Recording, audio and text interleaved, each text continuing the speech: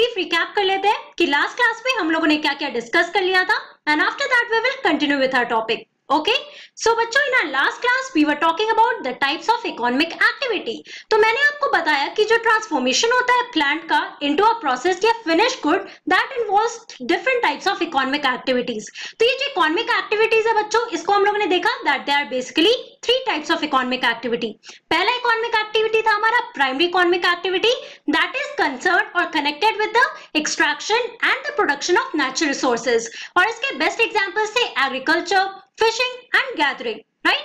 फिर आता है हमारा secondary economic activity that involves the processing of these resources. जो नेचुरल रिसोर्सेज हम लोगों ने प्राइमरी एक्टिविटी में प्रोड्यूस एक्सट्रैक्ट किया है, उसका जो प्रोसेसिंग होता है बच्चों इंडस्ट्रीज में, तो उसको हम लोग कहते हैं सेकेंडरी एक्टिविटी. तो manufacturing that comes in the secondary activity, right. फिर हम लोगों ने डिस्कस किया थर्ड इकोनॉमिक एक्टिविटी के बारे में, दैट इज टर्शियरी एक्टिविटी. तो टर्शियरी एक्टिविटी क्या होता है बच्चों? So all the support that is given to the primary and the secondary economic activity or the services that is provided in the primary and the secondary activity is comes under the tertiary activity.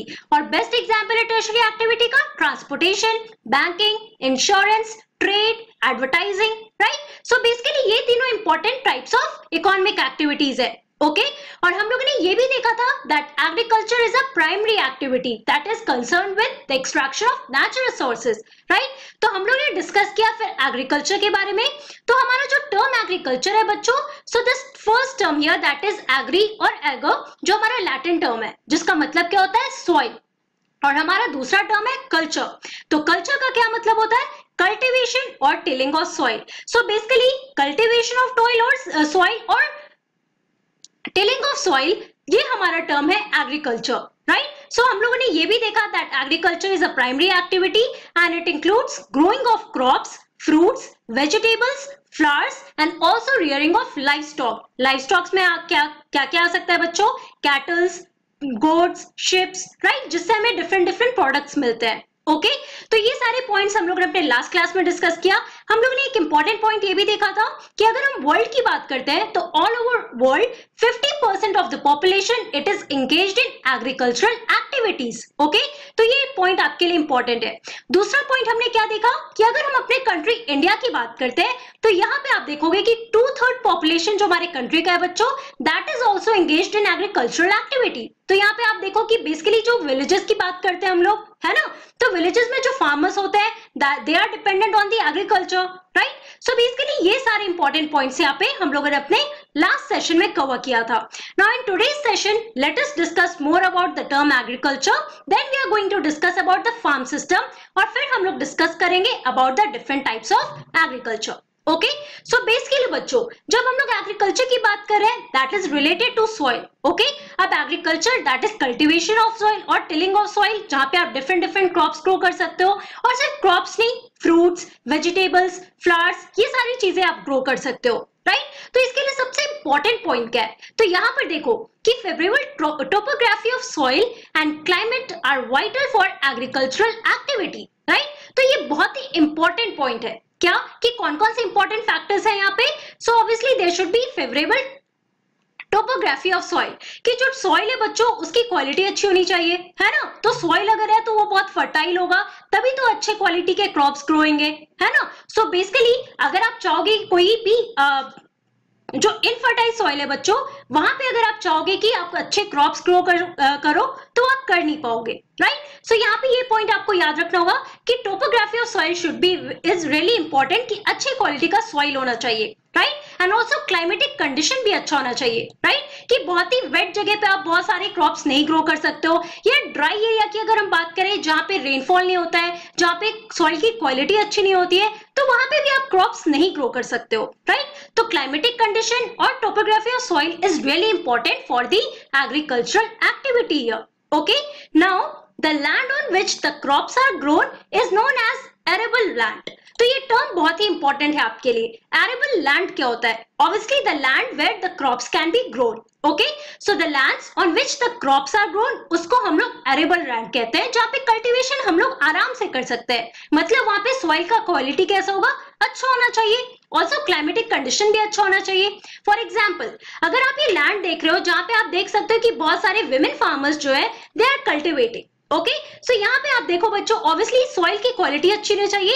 Apart from that climatic condition यहाँ पे अगर अच्छा होगा कि proper sunshine मिलना चाहिए, water की availability यहाँ पे अच्छा होना चाहिए, राइट। और डिफरेंट फिजिकल फैक्टर्स जो हमारे लिए इंपॉर्टेंट है कि टेम्परेचर भी होना चाहिए, ताकि जो सॉइल ग्रो, जो क्रॉप्स ग्रो हो रहे हैं उनको सफिशिएंट सनलाइट मिले, उनको सफिशिएंट वाटर मिले। और fertility of soil is again, जैसे हम लोगों ने यहाँ पे देखा कि topography of soil is also very vital और very important for the agricultural activity. तो जहां पे आप देखोगे कि ये सारी चीजें नहीं है, राइट। अगर हम लोग राजस्थान की बात करते हैं तो वहां पे आप देखोगे बहुत ज्यादा एडिक्वेट रेनफॉल नहीं होता है, तो वहां पे आप बहुत सारी क्रॉप्स नहीं ग्रो कर सकते हो। ओके, इसलिए सॉइल का जो क्वालिटी है वो हमारे लिए बहुत मैटर करता है। So please keep this points in mind here. Apart from this there are some important points that you have to remember here. यहाँ पे बहुत सारे टर्म्स है बच्चों, different type of cultivation apart from agriculture, जिसके बारे में आपको पता होना चाहिए, जो आप अपनी एनसीईआरटी बुक में भी देखोगे। ओके, तो ये सारे इंपॉर्टेंट टर्म्स जो है मैं यहाँ पे डिस्कस करती हूँ कि और डिफरेंट टाइप ऑफ कल्टीवेशन क्या होता है। तो सबसे पहले आप लोग ने एग्रीकल्चर के बारे में देखा है, तो सबसे पहले हम देखते हैं, पहला है हमारा agriculture, that is agri plus culture. Okay, अगर हम दोनों वर्ड को ऐसे डिवाइड करके देखें, so the science and art of cultivation on soil, raising crops and rearing livestock. Okay, तो एग्रीकल्चर का बेसिक डेफिनेशन क्या है, that is the science and art of cultivation on the soil. Okay, जो हम लोग ने अपने फर्स्ट सेशन में भी पढ़ा, and also rearing livestock, right? So it is really important for you to keep this in mind here. It is also called farming. तो agriculture को हम लोग farming भी कहते हैं, और आप पिक्चर में देख सकते हो again the farmer who is cultivating the soil with the help of bullock carts. उसके अलावा बहुत सारे मशीनरीज भी यूज होते हैं, जिसके बारे में मैं आपको आगे बताने वाली हूँ। दूसरा हमारा इंपॉर्टेंट आप देखो, अपार्ट फ्रॉम एग्रीकल्चर और कौन कौन से कल्टीवेशन होता है, तो यहाँ पे आप देखो सेरीकल्चर। तो इसको अगर हम डिवाइड करें तो एक टर्म है हमारा सेरी, दूसरा है कल्चर। अब इसका क्या मतलब होता है, that is commercial rearing of silk worms. तो आप लोगों ने सिल्क तो पढ़ा ही है, सिल्क के बारे में आप लोगों ने पहले भी पढ़ा है, राइट। सो सिल्क कैसे बनता है, so it is with the help of silkworm, that is the rearing of silkworms. Okay, so ये हमारा सेरीकल्चर होता है, that is rearing of silkworms, जो आप यहाँ पे इस पिक्चर में देख सकते हो। Okay, so please keep this in mind here. Apart from that the third point here is pisciculture. अब पिसिकल्चर क्या होता है, Now breeding of fish in specially constructed tanks and ponds. अब फिशेस को क्या किया जाता है बच्चों, एक स्पेशली कंस्ट्रक्टेड टैंक या एक पॉन्ड में रखा जाता है, और वो हमारा होता है पिसिकल्चर। ओके, तो यहाँ पे आप इस पिक्चर में देख सकते हो कि आप बहुत सारे यहाँ पे फिशेस देख रहे हो, जिनको this is called pisciculture, that is breeding of fish in specially constructed tanks और ponds. Okay, again another term here is viticulture. Viticulture क्या होता है, कल्टीवेशन ऑफ ग्रेप्स। जो ग्रेप्स आप खाते हो उसका भी कल्टीवेशन होता है, और उसके लिए कौन सा टर्म यूज किया गया बच्चों, विटिकल्चर। तो यहाँ पे ये पॉइंट भी आप याद रखो। और लास्ट टर्म है हमारा हॉर्टिकल्चर। अब हॉर्टिकल्चर का मतलब क्या होता है, so growing vegetables, flowers and fruits for commercial use is known as horticulture. तो ये जितने भी टर्म्स यहाँ पे मैंने आपको बताए बच्चों, ये सारे टर्म्स आप याद रखना, because it is really important कि अपार्ट फ्रॉम एग्रीकल्चर आप देख सकते हो बहुत सारे डिफरेंट टाइप्स ऑफ कल्टीवेशन होता है, चाहे वो सेरीकल्चर हो, that is rearing of silkworms, pisciculture हो, that is breeding of fish in a specially constructed tank या pond, again viticulture that is cultivation of grapes, और लास्ट है हमारा horticulture, that is growing vegetables, flowers and fruits for commercial use, जो markets में बेचा जाता है। Okay, that is done for commercial use, right. So please keep this important terms here in your mind, right. अब बच्चों हम लोग अपना नेक्स्ट टॉपिक शुरू करते हैं, दैट इज फार्म सिस्टम। अब ये फार्म सिस्टम का क्या मतलब है, यहाँ पे मैं आपको समझाने की कोशिश करती हूँ। सो एग्रीकल्चर और farming can be looked at as a system.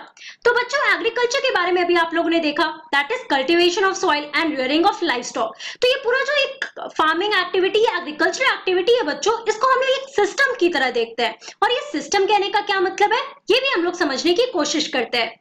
So the important inputs are seeds, fertilizers, machinery and labour. तो अगर हम लोग एग्रीकल्चर एक्टिविटी की बात करें बच्चों, तो it involves a lot of work here. तो इसमें आप देखो कि इंपॉर्टेंट इनपुट्स क्या होता है, कि अगर हम लोग किसी लैंड की बात कर रहे हैं तो वहां पे अगर सॉइल फर्टाइल है, अगर बहुत ज्यादा फर्टाइल फर्टाइल नहीं है, फिर भी फार्मर्स वहां पे क्रॉप्स ग्रो कर रहे हैं, तो उसको फर्टाइल करने के लिए क्या चाहिए? सबसे पहले ऑब्वियसली फर्टिलाइजर्स चाहिए जो सॉइल की फर्टिलिटी को इंक्रीज करता है, एनहांस करता है, राइट। उसके पहले हमें क्या चाहिए? सीड्स चाहिए जो डिफरेंट डिफरेंट क्रॉप्स ग्रो करने हैं, तो उसके लिए हमें सबसे पहले सीड्स चाहिए जो हम सॉइल में सो करेंगे, है ना। उसके अलावा मशीनरीज चाहिए, फॉर एग्जांपल ट्रैक्टर्स। अगर पुराने जमाने की हम बात करते हैं तो बुल्लक कार्ट्स यूज किया जाता था, प्लाउज यूज किए जाते हैं, राइट, टिलिंग ऑफ सॉइल के लिए। Apart from that tractors use किया जाता है, ओके। तो जो मशीनरीज यूज होता है बच्चों, वो हमारा इनपुट है यहाँ पे, right. Apart from that labour, और लेबर किसका? फार्मर्स का, जो अपना लेबर इनपुट दे रहे हैं, ओके, कि सीड्स ग्रो कर रहे हैं, उसके अलावा फर्टिलाइजर्स डाल रहे हैं, जो मशीनरी यूज हो रहा है ना। सो बेसिकली ये हमारा एक इनपुट है। अब इसमें आप देखो some of the operations involved are ploughing, right, जो हम सॉइल को प्लॉ करते हैं। अपार्ट फ्रॉम दैट सोइंग, जो सीड्स को सो किया जाता है सॉइल में। Apart from that irrigation, right, weeding and harvesting. तो ये सारे इंपॉर्टेंट ऑपरेशंस है that is involved in the agricultural activity, okay. तो सबसे पहले सॉइल को अच्छे से पहले फर्टाइल किया जाता है, उसमें सीड्स को लगाया जाता है, उसके बाद इरिगेशन होता है, सॉइल के फर्टिलिटी को मेंटेन किया जाता है ताकि जो क्रॉप्स ग्रो कर रहे हैं बच्चों वो काफी अच्छे क्वालिटी के निकले, राइट। अब वीडिंग का क्या मतलब होता है कि वीड्स यूज किए जाते हैं कि सॉइल का जो फर्टिलिटी है उसको और अच्छे से इंक्रीज किया जाए, सॉइल की फर्टिलिटी को एनहांस किया जाए। सो उसके लिए फर्टिलाइजर्स, पेस्टिसाइड्स यूज होते हैं बच्चों जो सॉइल की फर्टिलिटी को इंक्रीज करते हैं। एंड अब लास्ट में हमारा क्या आता है? हार्वेस्टिंग, कि फाइनली जो लास्ट प्रोसेस है वो हार्वेस्टिंग का होता है, जब क्रॉप्स को जितना सारा आप लोगों ने देखा इरिगेशन हो रहा है, वीडिंग प्रोसेस हो रहा है और फाइनली हार्वेस्ट करके उसको प्रोसेसिंग के लिए भेजा जाता है, ओके। तो ये सारा हमारा एग्रीकल्चरल एक्टिविटी में ये मेन इंपॉर्टेंट ऑपरेशंस है, okay. Now the outputs from the system include crops, wool, dairy and poultry products. तो अगर हम लाइव स्टॉक की बात करें बच्चों, तो अगेन मैंने आपको लाइव स्टॉक में क्या बताया था कि कैटल्स होते हैं, उसके अलावा शीप्स होते हैं, गोट्स होते हैं, तो उससे हम लोग को क्या क्या चीज मिलती है? तो dairy products that is milk, butter, ghee, right. Apart from that poultry products को कोई हेन्स और चिकन्स रख रहे हैं तो उससे पोल्ट्री प्रोडक्ट्स होता है बच्चों। वूल कहाँ से आता है? तो हमें शीप से आता है ना। तो ये हमारे लाइव स्टॉक से आते हैं। अपार्ट फ्रॉम दैट क्रॉप्स हमें कहाँ से मिलता है? तो ऑब्वियसली जो भी सीड्स लगाए जा रहे हैं सॉइल में, तो उससे जो क्रॉप्स बनते हैं, जो हार्वेस्ट किया जाता है बच्चों, so these are the output products here. तो बेसिकली ये सारे पॉइंट्स जो आप देख रहे हो कि हम लोग फार्म सिस्टम में डिस्कस कर रहे हैं, तो एग्रीकल्चरल एक्टिविटीज में ये सारे प्रोसेसेस है, ये सारे ऑपरेशंस होते हैं। तो पहले हमारा इनपुट्स, कि इनपुट्स में हम लोग सीड्स डालते हैं, फर्टिलाइजर्स यूज करते हैं, मशीनरीज यूज करते हैं और उसके अलावा लेबर जो फार्मर्स का होता है, ओके। अब डिफरेंट टाइप ऑफ ऑपरेशंस होता है that is ploughing, sowing, irrigation. तो ये सारे ऑपरेशंस किए जाते हैं in the agricultural activity, right. अब हमारा फिनिश्ड प्रोडक्ट या हमारा जो आउटपुट है that is crops, wool, dairy, poultry products, ये हमारे आउटपुट्स है यहाँ पे। तो ये बेसिकली एक सिस्टम की तरह देखा जाता है, ये पूरा एक साइकिल है जो रिपीट होते रहता है, ओके। सो अगर हम फार्म सिस्टम की बात कर रहे हैं, और आप ये फिगर अपने एनसीईआरटी बुक में भी देख सकते हो, तो यहाँ पिक्चर के थ्रू आप ये पूरा जो मैंने भी आपको फार्म सिस्टम पढ़ा है, ये हम इस पिक्चर के थ्रू भी यहाँ पर समझते हैं। तो यहाँ पे आप देखो कि सबसे पहला अगर हम सिस्टम की बात कर रहे हैं बच्चों, तो उसमें इनपुट्स होता है। इनपुट्स में जैसे मैंने आपको बताया मशीनरी होता है, सीड्स होते हैं, apart from that chemicals that is pesticides and fertilizers, okay. अब ये पूरा प्रोसेस क्या होता है, ऑपरेशन क्या इन्वॉल्व होता है इसमें? So that is ploughing of the field, sowing of the seeds and also spraying of the fertilizers or pesticides so that they can increase or enhance the soil's fertility, okay। उसके अलावा आप output में देखो, अगर हम crops की grow करने की बात कर रहे हैं, तो यहाँ पे आउटपुट में obviously you are getting the crops that can be rice, wheat, barley, right, जितने भी मेजर क्रॉप्स ग्रो किए जाते हैं, ओके। इट डिपेंड्स कि कौन से फार्मर कौन सा क्रॉप्स ग्रो कर रहे हैं, ओके। तो ये पूरा आपका एक सिस्टम है that involves inputs, then the processes और the operations and the output here, कि हमें आउटपुट या फिनिश प्रोडक्ट यहाँ पे क्या मिल रहा है? क्रॉप। अब crop is not the finish product here, ये हम प्राइमरी एक्टिविटी की बात करें जहां पे हमारा आउटपुट क्या है? क्रॉप। अब सेकेंडरी एक्टिविटी में जैसे आपने पढ़ा कि जो भी आपका क्रॉप्स है वो इंडस्ट्रीज में जाता है और एक फिनिश प्रोडक्ट बनता है, ओके। अगर हम लोग फिजिकल इनपुट्स की बात करते हैं यहाँ पे बच्चों, तो sunshine, temperature, slope, soil and rainfall, these are the physical inputs in the farm system। अगर ये सारी चीजें adequate amount में या sufficient amount में किसी भी जगह पे provided है या मिल रहा है, तो obviously वहाँ पे soil का fertility काफी अच्छा होगा and also जो भी crops grow हो रहे होंगे उनका quality काफी अच्छा होगा, right। ह्यूमन इनपुट्स की अगर हम बात करते हैं यहाँ पे बच्चों, तो ह्यूमन इनपुट्स में आप देखो क्या क्या आता है। स्टोरेज, जहाँ पे जो भी सीड्स है या फिर जो भी क्रॉप्स है उनको स्टोर किया जाता है। लेबर, लेबर में आप देख सकते हो कि जो प्लॉज यूज किए जाते हैं या जो भी ह्यूमन लेबर यहाँ पे दिया जा रहा है by a farmer. Okay, apart from that machinery, जो भी मशीनरीज यूज हो रहे हैं, चाहे वो ट्रैक्टर्स हो सकता है या different types of machines, India में या इंडिया के बाहर आप देखोगे ऑल ओवर वर्ल्ड बहुत सारे मशीन्स यूज किए जाते हैं बड़े बड़े फार्मलैंड्स में। Okay, and apart from that आप देख सकते हो ह्यूमन इनपुट्स में हमारा केमिकल्स। केमिकल्स में क्या है? Fertilizers, pesticides, insecticides, right? कि बहुत जगह क्या होता है कि क्रॉप्स में बहुत सारे इंसेक्ट्स आने लगते हैं और वो क्रॉप्स की क्वालिटी को खराब करते हैं। ओके, तो उनसे बचाने के लिए, क्रॉप की क्वालिटी को अच्छा रखने के लिए ये सारी चीजों को यूज किया जाता है। Okay, so these are some of the important points that you have to remember here, and therefore we can also say that the whole system, ये पूरा हमारा जो agricultural activity है बच्चों, it is a whole system here. Okay, पूरा एक farm system है that involves the inputs, the processes involved, and also the output, that is the crop. Okay, तो ये picture के through आप पूरी यहाँ पर समझ सकते हो कि ये farm system क्या है, right? तो बच्चों आज की क्लास में हम लोगों ने क्या पढ़ा? In today's class we discussed about important point that is agriculture, जिसमें हमने देखा that favorable topography of soil and climatic condition they are vital for the agricultural activity, right? Apart from that we also discussed about the different types of cultivation apart from agriculture, जिसमें मैंने आपको pisciculture, sericulture, viticulture and horticulture के बारे में बढ़ाया। और ये जितने भी टर्म्स मैं आपको बता रही हूँ बच्चों, ये काफी इंपॉर्टेंट टर्म्स है, इनका डेफिनेशन आपको पता होना चाहिए, राइट?